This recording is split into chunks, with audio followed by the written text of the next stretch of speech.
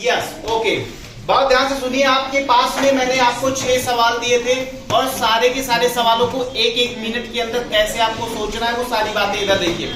कोई भी बच्चा बिल्कुल बात नहीं करेगा, किसी को दिक्कत होती है तो हमसे वो पूछेगा। चलो इधर पहला सवाल था, दो संख्याओं का योग 2463 है। संख्याओं में से एक संख्या दूसरे से के 2 गुने से 3 अधिक है, तो दोनों संख्याएं बताओ। तो जब भी कभी ऐसे सवाल आपके सामने आए बच्चे, आपको क्या करना है, सबसे पहले आपको दूसरी संख्या मान लेनी है, क्या, x। दूसरी संख्या क्या, x। तो ये बताओ पहली संख्या 2 गुने से 3 ज्यादा है, तो क्या हो जाएगा 2x + 3। अब आगे क्वेश्चन पे आ जाओ, कह रहा है कि दोनों का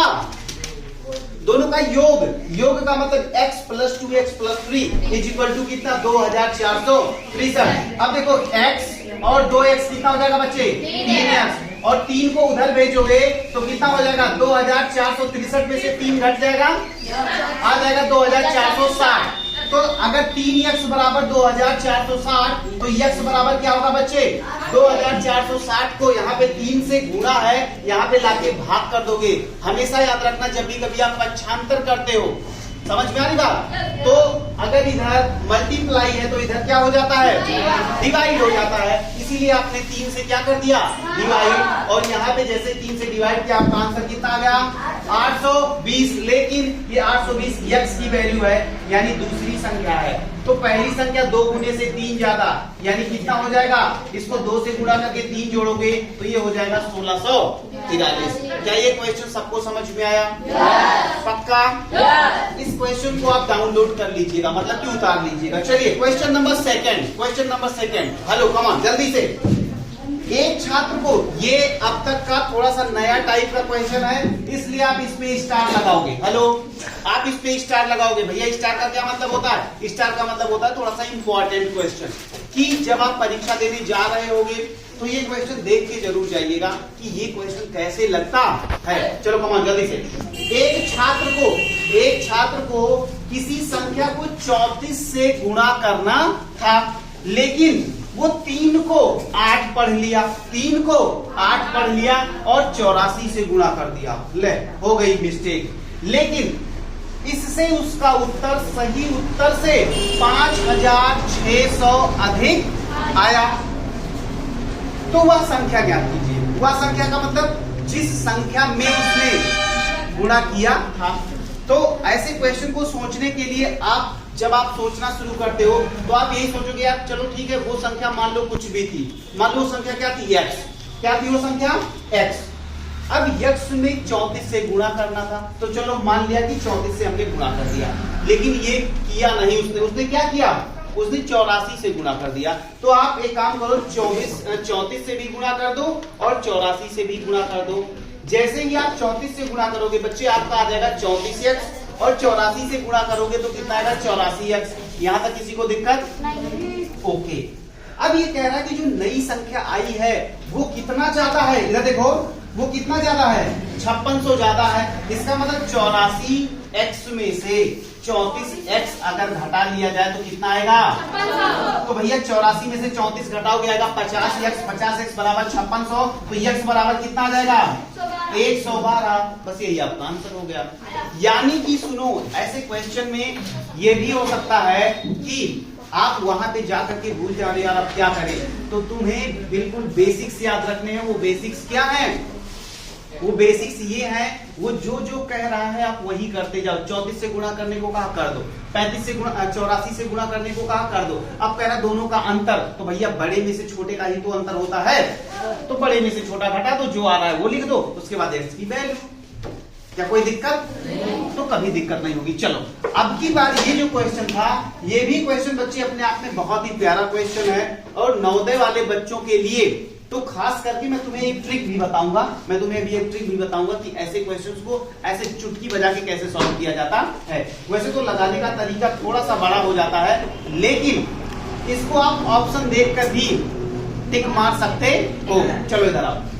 आयशा के पास 10 रुपए और 5 रुपए के सिक्के थे।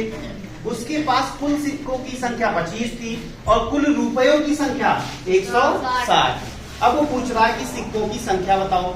तो सुनो, मान लो कि 10 रुपए के कितने सिक्के थे x और 5 रुपए के कितने y। तो चलो ठीक है, तो कुल सिक्कों की संख्या यानी x प्लस y बराबर कितना हुआ बच्चे? 25 हुआ। बोलो हाँ या ना? पक्का? पक्का, ओके।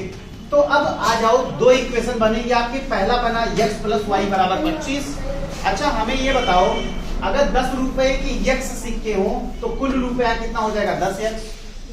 और 5 रुपए के अगर y सिक्के हो तो कुल रुपया कितना बन जाएगा? 5y। तो यही तो कह रहा है ना कि कुल रुपयों की संख्या कितनी है? 160। यानी कि 10x प्लस 5y बराबर कितना? 160। वास्तव में ये जो सवाल था, ये सवाल था linear equation of two variables, यानी दो चर राशि वाले समीकरण का। तो अब दो चर राशि वाला समीकरण बन गया। एक समीकरण ये बना, दूसरा ये बना। अभी दोनों को सॉल्व करना, तो इसमें क्या करो, 5 से गुणा करके इसको नीचे रख देंगे। तो ये हो जाएगा 5x 5y बराबर 125।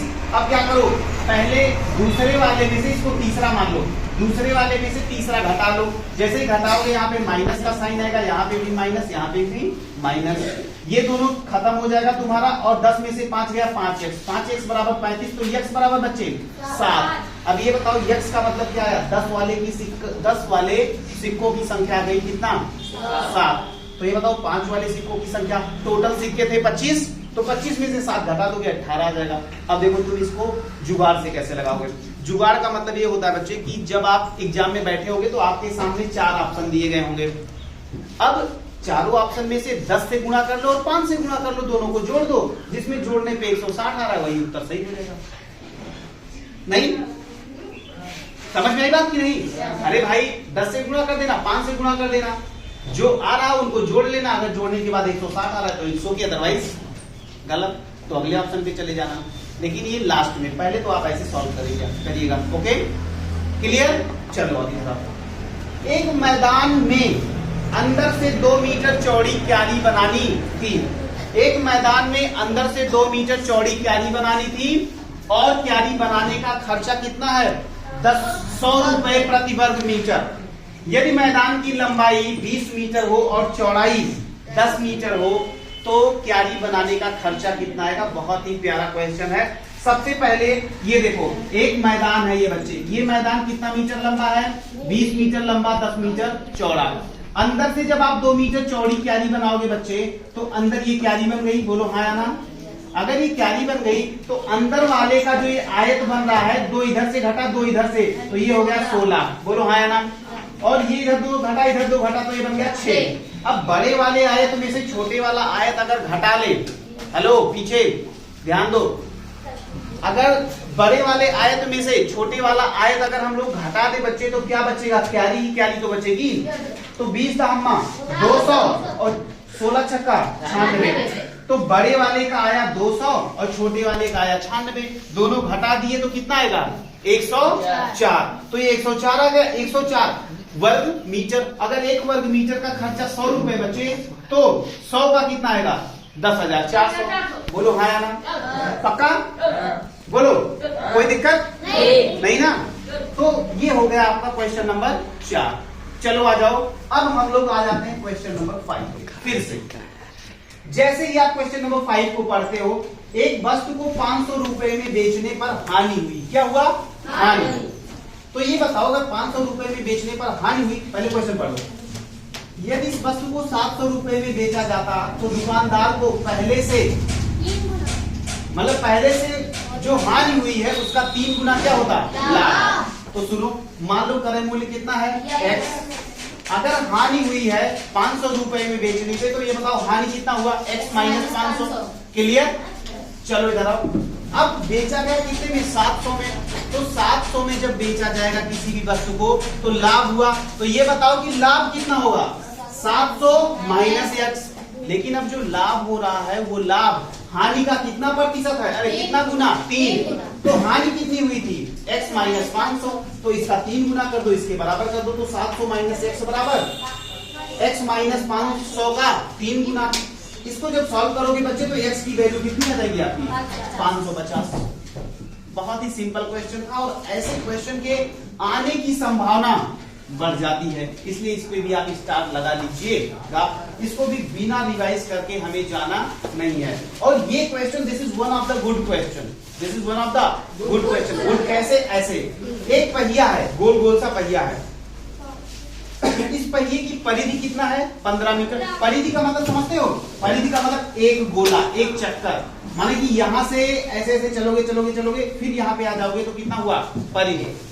परिधि दिया गया है कितना? 15 मीटर और 4 चक्कर लगाता है 2 सेकंड में। तो ये बताओ बच्चे, अगर एक चक्कर का 15 मीटर है तो 4 चक्कर का 15 चौका 60 मीटर, और ये 60 मीटर कितने सेकंड में?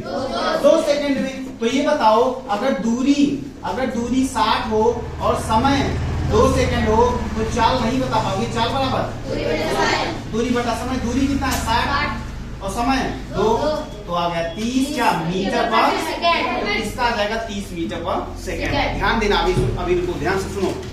ये 6 के 6 क्वेश्चन अलग अलग वेराइटी के थे।